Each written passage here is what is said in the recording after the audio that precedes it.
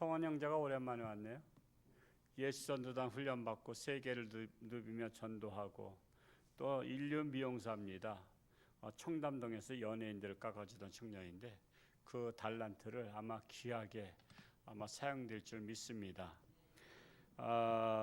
우리 8절에서 9절을 다시 한번 읽어볼까요? 시작. 그들의 생명을 속량하는 값이 너무 엄청나서 영원히 마련하지 못할 것임이니라. 그가 영원히 살아서 죽음을 보지 않을 것인가. 이제 앞에서부터 쭉 보면 더 쉽게 이해가 되는데요. 어제 읽었던 말씀 기억하면서 인생에 있어서 참 가치를 갖는 것과 갖지 못하는 것의 판단 기준, 가치 있는 것과 가치 없는 것의 판단 기준은 그것이 영원한 생명을 얻는 데 있어서 유익한 것인가의 여부에 달려 있는 것이라는 점에서 보는 것입니다. 그것이 유익한가. 그런데 물질은 결코 그러한 영원한 가치를 주지 않는다는 거예요. 물질은 결코 영원한 가치가 없다라고 말씀하고 있는 거예요. 달리 표현한다면 인간의 영생의 여부는 이 세상의 물질의 많고 적음이 아니라 오직 창조자이시고 역사와 인생의 주관자이신 절대자 하나님께 달려 있다는 거예요. 어제 기가 막힌 사실을 제가 말씀드렸죠. 로마의 그 베드로 대성당이 그런 태첼 신부에 의해서 여러분들이 헌금하는 것이 옛날 새 동전이었어요. 가운데 구멍이 뻥 뚫려 있는 거. 그것이 헌금함의 땡그랑 소리와 함께 여러분의 조상들이 하늘로 천국으로 뿅 올라간다. 이것을 응용한 게 통일교가 그렇죠. 통일교가 조상 헌금이 있어요. 조상 몇 대까지 천국에 보낼 때에는 몇 천만 원이 들어가고 그냥 계속 조상마다 이렇게 해요. 가까운 조상은 더 비싸고 먼 조상은 조금 덜 비싸. 그러니까 우리가 그런 것들을 알면 그런데도 또 거기에 또 많이 빠졌어. 참 그게 미혹의 영이 들어가서 그래요. 미혹의 영이. 거기는 다 무식한 사람만 다니는 게 아니에요. 여러분 똑똑한 사람들이 많아요. 교수도 많고요. 정치인들도 있고요. 이단에는 왜 빠지느냐? 미혹의 영이 들어가면 분별하지 못하는 겁니다. 무식해서 들어가는 게 아니에요. 기독교는 정통 기독교는 유식해서 우리가 믿는 거 아니잖아요. 나 같은 부족한 사람도 예수님을 영접한 것은 하나님의 영이 우리와 함께 하셔서 그런 것이지 내가 무슨 분별력 있고 선택을 잘해서 내가 홍천주와 함께 선택했다 그게 아닙니다. 성령의 인도하심으로 온 거예요. 그러니까 우리가 미혹의 영을 받으면 아무리 똑똑하고 잘났어도 그런데 빠진다는 겁니다. 그래서 물질 만능주의예요. 그냥 헌금을 그렇게 해서. 그래서 우리 가평 거기 고속도로 여기서 서울로 갈 때는 안 보여요. 근데 서울에서 올 때 보면 가평 휴게소 전에 그 고래등 같은 그 집, 그거 몇 천억 들어서 진 거래잖아요. 몇 천억이 뭐야? 2조? 2조인가 들어서 줬대잖아요. 그러니까 그걸 볼 때마다 그거 대단해요. 가슴 아픈 건물의 상징이에요. 가슴 아픈 거잖아요. 그런데다가 참으로 우리의 영생의 가치는 역사의 주관자이신 절대자 하나님께 달려있다 말씀하고 있는 겁니다. 10절 말씀을 읽어봅니다. 시작. 그러나 그는 지혜 있는 자도 죽고 어리석고 무지한 자도 함께 망하며 그들의 재물은 남에게 남겨두고 떠나는 것을 보게 되리로다. 여기서 말하는 지혜자는 하나님을 경외하는 지혜자를 말한 게 아니라 세상에서 말하는 똑똑한 사람들을 말한 겁니다. 그래서 이 세상에는 지혜의 많고 적음을 떠나서 인생의 절대 함께 이 한계 상황인 죽음. 인생은 지혜자나 가난한 자나 부자나 절대 죽음의 한계 속에 우린 오잖아요. 왕도 오잖아요. 진시황이 얼마나 그가 불로초를 해서 영생을 영원히 살려고 했겠어요? 근데 그는 만으로 49세. 그러니까 우리 저기 말하자면 50세에 죽었어요. 지금 50세 누구야? 우리 웬만한 분 50 다 넘었죠? 우리 불로차 안 먹어도 이렇게 살잖아. 우리는 인생 덤으로 사는 거야. 그렇게 살려고 우리 한국 땅까지 보냈다는 거 아닙니까? 그 불로초를 구하라고 각 나라에 다 보냈대잖아요. 그러니까 참 기가 막힌 겁니다. 우리 인생은 죽음 앞에서는 똑똑한 사람이든 부자든 왕이든 다 죽을 수밖에 없어요. 그래서 결국 세상 사람들이 평생 고생하며 쌓은 재물을 남에게 남겨두고 떠난다는 것입니다. 이것을 갖다가 뭐라 그래요? 속된 말로 죽 써서 개 준다는 말이 된 거예요. 죽 써서 개 준다는 거예요. 죽을 써가지고 간신히 잘 먹으려고 했더니 개가 와서 다 핥아 먹어버렸어. 그 죽 써서 개 준 거야. 결국 허망하다, 허망. 여러분은 재물을 모으는 재미로 살아요? 쓰는 재미로 살아요? 대개 사람들이요 모으는 재미로 살아요. 모으는 재미로. 그래서 쌀 99가마 있는 집이 옆집에 쌀 1가마 보면 어떤 생각이 들어? 저것을 우리 집에 오면 100가마 되는데 그런 거야. 저 사람은 1가마밖에 없네. 나는 99가마 있는데 한 10가마 줘야 되겠다. 이 생각을 안 한다니까. 그게 좋은 생각이잖아. 남이 1가마 있는 것을 뺏어다가 자기 100가마 채우는 건 나쁜 생각이잖아. 나쁜 생각이 뭐예요? 나쁜 사람이 뭐에 준 말이야? 나쁜인 사람, 즉 자기 에고이즘에 빠진 사람. 나쁜인 사람의 준 말이 나쁜 사람이에요. 그러니까 나만 생각한 사람이 나쁜 사람이야. 그러니까 이기적인 사람은 나쁜 사람이야. 이타적인 사람이 돼야 돼. 이타적인 사람. 그래서 가치 있는 사람은 항상 가치 있게 쓰려고 해요. 가치 없는 사람은 가치 없게 써. 그러니까 사람은 자기가 자기를 증명하는 거야. 돈을 함부로 가치 없게 쓰면요 가치 없는 사람이 되는 거야. 돈을 가치 있게 쓰면요 자기를 가치 있는 사람으로 만드는 거야.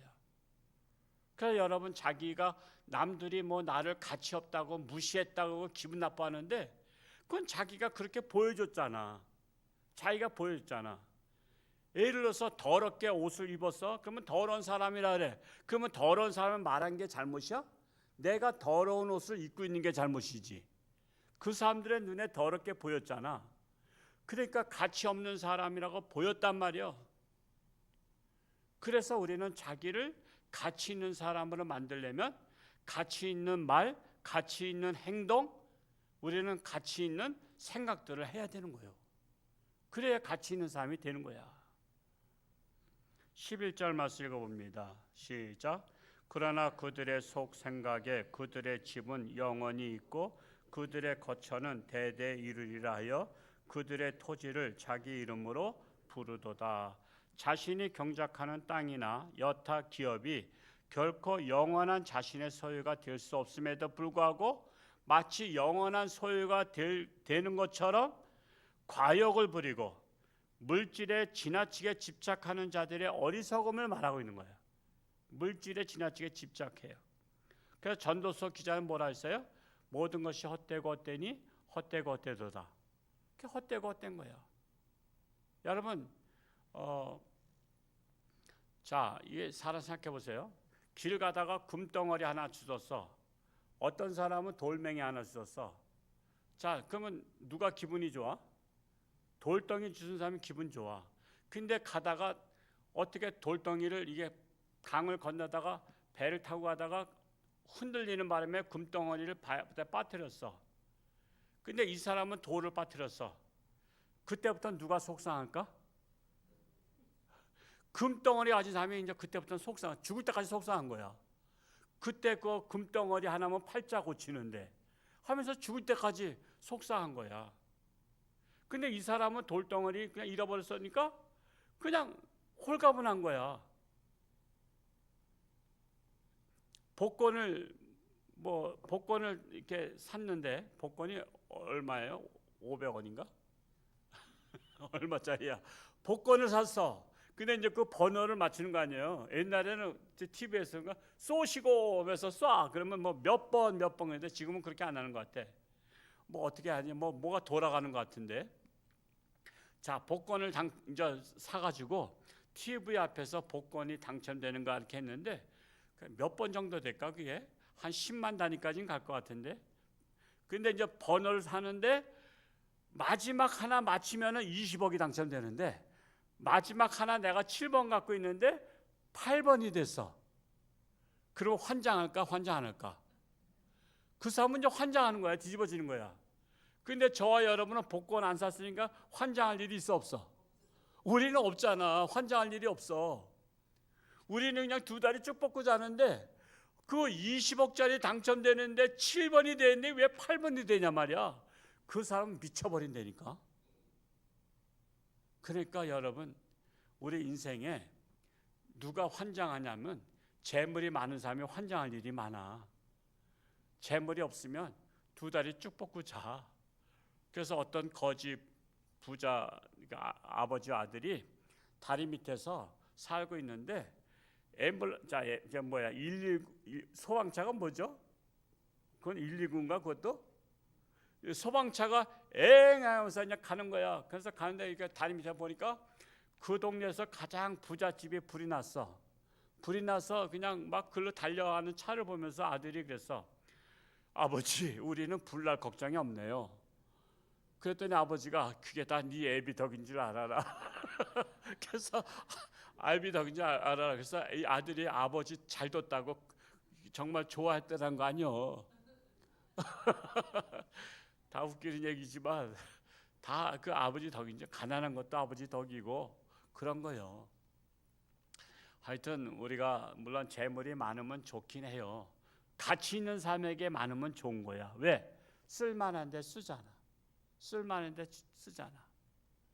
그래서 우리는 정말 가치 있는 일에 쓰려고 노력을 해야 돼요. 제가 그 목포가 고향인 분 계신가요? 목포 출신 목포에? 목포에 그 유달산이 있잖아요.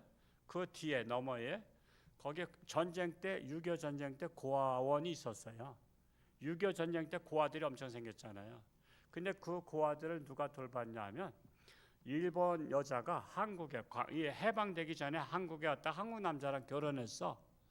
한국 남자랑 결혼해서 한국에서 살게 되고 해방됐어도 안 가고 거기서 살다가 고아원을 차렸어.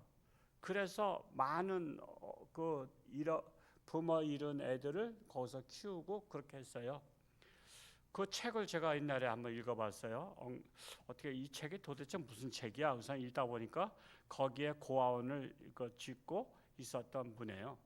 그분들은 한국에서 살다 죽었는데 그 고아원에서 그분이 그 여자인지 남자인지 돌아가셨을 때 목포 시장 그러니까 이게 장례식 뒤에 격이 있잖아. 시장장으로 했더라고. 시장장으로. 여러분 돌아가시면 시장장 할 것 같아요? 우린 군수장도 안 돼. 이장장은 될지 모르겠어. 우리 그렇다고. 근데 시장장으로 해가지고 모든 각계 인사들이 다 온 거야. 그냥 수천 명이 온 거야. 그래서 그런 장례식을 치르고. 근데 제가 일본에 갔다가 그분의 손준지 그분이 일본에서 또 요양원을 하는 데 갔었어요. 그러니까 이게 내가 그 책을 읽고 일본에 갔다가 우리 어떻게 거기를 이제 CBS에서 갔다가 거기를 안내받아서 갔었는데 그걸 보니까 감동이 되잖아. 야, 이 집안은 DNA가 늘 남을 돕는 일에 앞장서는 집안이구나. 이걸 알 수 있어요. 여러분 그 가문이 중요한 거야. 남을 돕는 일에 다자손손 그런 일들을 가치 있게 쓰는 거야. 가치 있게. 그러니까 여러분 가면 그런 데를 가봐야 되는 거야. 그 요양원 방문이 뭐 그게 무슨 관광지도 아니잖아. 근데 그런 데가 가볼 만한 거예요. 일본에 가서 저 북해 쪽에 갔다가 그건 뭐요? 그 책을 쓴 뭐죠? 빙점. 그 썼던 거기도 가봤어요. 그분 책을 많이 썼더구만. 책을 몇백 권을 썼어. 그래가지고 그냥 자신의 그 서재에 그 가득 찬 것을 보면서 야, 이분이 이렇게 많은 책을 썼구나. 그 남편 목사님이 또 이렇게 또 쓰고 부인도 쓰고 그렇게 해서 책을 많이 남겼는데, 여러분 그런데 가볼 만한 거야. 여러분 자녀들하고요 그냥 물놀이만 가지 말어. 저기 대명콘도에 거기 사진을 누가 한번 보여주더라고. 이렇게 많다. 그러니까 물이 안 보여 바닥에. 하루에 3만 명이 왔대. 3만 명이 그 좁은 곳에 들어가서 파도 타기 하니까 화장실을 가는 사람이 없대. 자, 사람은 생리 현상에 의해서 화장실은 그래도 몇 시간에 한 번은 가야 될 거 아니야. 근데 화장실이 어디야? 거기 물놀이가 화장실이야. 그러니까 결국 화장실에서 논 거야. 화장실에서 물 타고 논 거야. 아이, 그치, 거기까지 가서 놀 게 뭐 있어. 자기 집 화장실에서 놀지. 그러니까 참 기가 막힌 거야. 그러니까 차라리 계곡에 가서 놀면 차라리 그 한가지고 좋아. 계곡에 가서 그냥 이렇게 발 담그고 그냥 거기서 책이나 한 권 보다가 그냥 과일 좀 싸가지고 가서 먹고 오면 좋잖아. 그러니까 사람은 예수님도 그랬잖아. 한적한 곳에 가서 쉬어라.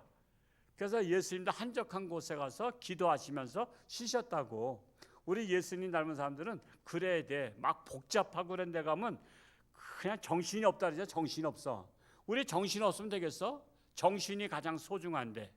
그러니까 우리는 정신을 차릴 수 있는 곳에 가는 게 지혜로운 것입니다. 제가 다음 주에 휴가를 갈 예정인데 지금 한적한 곳을 찾고 있어요. 어디 가야 한적한 곳에서 책이나 보고 기도하면서 미래를 설계를 꿈꿀까 해서 하여튼 한적하고 좋은 곳 여러분 알려주시면 제가 정상 참작하겠습니다. 12절 말씀 읽어볼까요? 12절 시작. 사람은 존귀하나 장구하지 못하여 멸망하는 짐승 같도다. 사람은 모든 피조물 중에 가장 존귀한 자로 하나님이 창조하셨어요. 그러면은 존귀한 자로 살아야 되는 거예요. 근데 자기 스스로 존귀한 자의 신분을 버리고 멸망하는 짐승과 같이 살아. 그래서 남자들이 그 뭐라 그래요? 사람 같지 않게 막 그러면 여자들이 뭐라 그래? 야, 이 뭐 같은 놈아 그래? 짐승 같은 놈아 그러잖아. 그게 맞는 거야. 짐승 같은 놈아.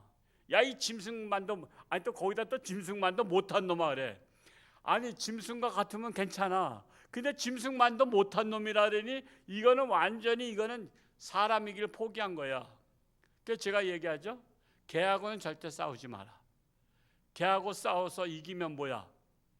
개보다 더한 놈이 되고, 그러면 개하고 싸워서 비겼어.